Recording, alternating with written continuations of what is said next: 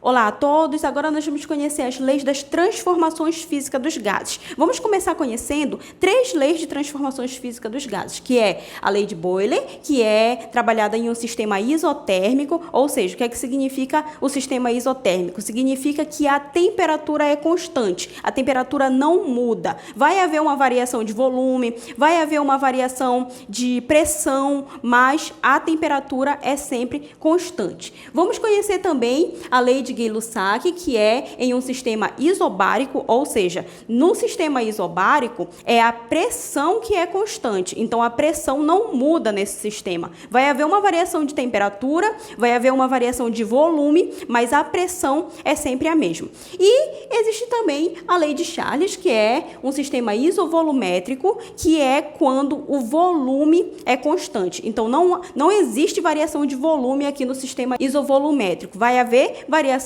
de pressão, de temperatura, mas o volume é sempre o mesmo. Então, nesse primeiro vídeo, nós vamos começar falando da lei de Boyle, do sistema isotérmico, ok? Então, vamos lá. A lei de Boyle, ela diz que a pressão e o volume são inversamente proporcional. Como assim? Olha só, imagina aqui um sistema onde existe uma determinada massa de gás dentro de um recipiente.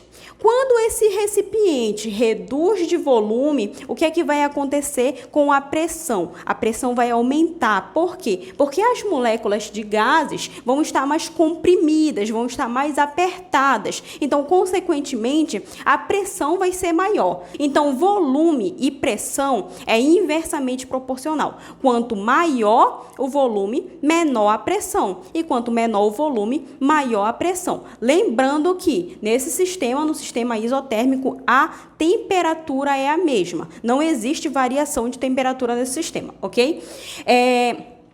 No sistema isotérmico, a pressão vezes volume é uma constante. Como assim? Na mesma proporção que se aumenta o volume, se diminui a pressão. E na mesma proporção que se diminui o volume, se aumenta a pressão. Olha só. Imagina aqui que nós temos a pressão em atm e o volume em ml. Quando se tem 2 atm de pressão, tem-se 600 ml de volume, ok? Então, fazendo o produto da pressão e volume, nós temos aqui um produto de 1.200, tá? Se a pressão aumentar para 4 atm, o volume vai baixar para 300 ml. Observa que é proporcional. Aumentou a pressão em dobro, diminuiu o volume à metade, certo? Então, sempre tem que ser proporcional. Fazendo aqui o produto, temos também 1.200. Se a pressão aumentar para 6 atm, o que é que vai acontecer com o volume? Vai baixar para 200 ml. Então, temos aqui um produto de 1.200. Se a pressão aumentar para 8 atm, temos aqui um volume de 150 ml. Então, fazendo aqui o produto, nós temos aqui 1.200. Então, perceba que o produto PV é uma constante, ok? Se for colocar isso aqui em gráfico, nós temos aqui ml, aqui nós temos atm, certo? Quando nós tínhamos 2 atms, tem-se 600 ml. Então, nós temos aqui 2 atms, 600 ml. Quando se tinha 4 atm, tem-se 300 ml.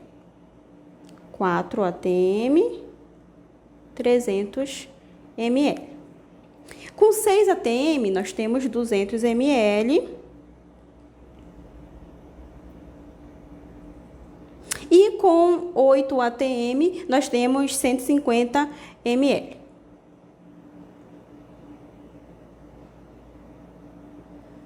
Então, graficamente, se for ligar os pontos, nós vamos ter aqui o quê? Nós vamos ter uma curva, nós vamos ter uma hipérbole. Então, graficamente, o sistema isotérmico possui uma hipérbole, ok? Matematicamente, nós temos aqui a pressão da situação inicial vezes o volume inicial é igual a P2 vezes V2. Então, às vezes, a questão não fornece todos os valores, mas aí com essa expressão matemática, a gente consegue rapidinho encontrar aquele que está faltando. Quer ver um exemplo? Eu vou apagar aqui esse lado do quadro e nós vamos resolver um exemplo.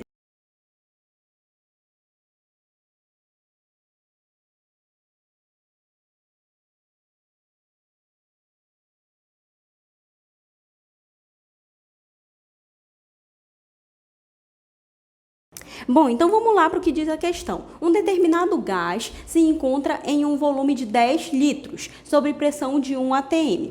Qual o volume ocupado pela mesma massa de gás, sob pressão de 950 milímetros de mercúrio, com temperatura constante? Então, olha só, ele diz que um determinado gás se encontra em um volume de 10 litros. Então, o volume inicial é 10 litros. Sob pressão de 1 atm. Então, o P1 é 1 atm. Qual o volume ocupado pela mesma massa de gás sob pressão de 950 milímetros de mercúrio? Então, o P2 é igual a 950 milímetros de mercúrio e ele está pedindo qual é o volume final, qual é o volume ocupado quando esse gás possui 950 milímetros de mercúrio. Então, ele está pedindo aqui o V2, ok?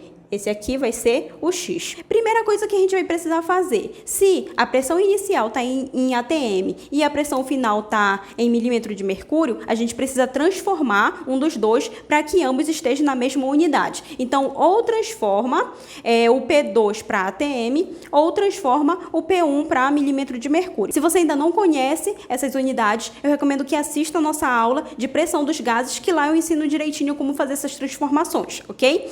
Então, o P1, eu vou transformar aqui o P1 para milímetro de mercúrio. Então, eu vou multiplicar aqui por 760, certo? Que vai dar aqui 760 milímetros de mercúrio.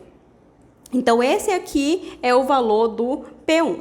Ora, nós temos aqui P1 vezes V1 é igual a P2 vezes V2, certo? É isso que nós temos aqui. O valor de P1 é 760. Valor de V1 é 10 litros. P2 nós temos 950. E V2 é o que nós queremos encontrar, né? Certo? Então, basta realizar aqui essa pequena operação matemática, né? 950 passa para o outro lado dividindo. Nós temos aqui 760 vezes 10, que vai dar 7.600, né? Dividido para 950. Aqui, para facilitar, nós podemos cortar os zeros e nós vamos aqui fazer 760 dividido para 95. O resultado aqui da divisão é 8. 8 o quê? 8 litros. Tá? Então, pessoal, essa é a lei de Boyle, é a transformação isotérmica. Se você gostou dessa aula, não esquece de curtir, compartilhar com seus amigos, se inscrever no canal. Na próxima aula, nós vamos falar aqui da lei de Gay-Lussac do sistema isobárico.